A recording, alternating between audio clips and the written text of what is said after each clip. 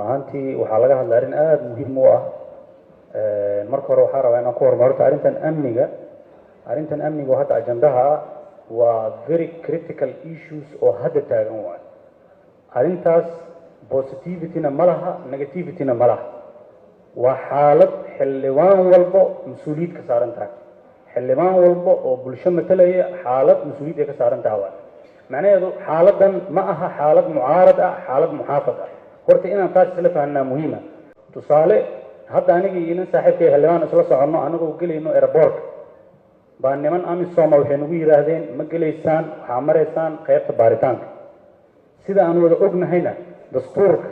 waxaa ku qoran qodob xildhibaan lama baari karo ayadoonan fasax loo haysan waxaa nasiib daro ah marka oo weliba evidently ah oo caddeyn cad aan u hayno dad oo maaragtay shaqaalo rayda civil servantis ah baabuurtoodii waxay ku maraayeen si xorriyad leh anagoo u jeedno shaqaale oo civil servantis oo safaarado ajaanib ah oo caddaan ah baa horteena amisonta ay ku fasaxeen ilaaha idinku dhaariyey arrintaas arrin aada loogu xumaada miyaysan ahayn shaqaale oo civil servantis oo safaarado ajaanib ah oo caddaan ah baa horteena amisonta ay ku fasaxeen ilaaha idinku dhaariyey arrintaas arrin aada loogu xumaada miyaysan ahayn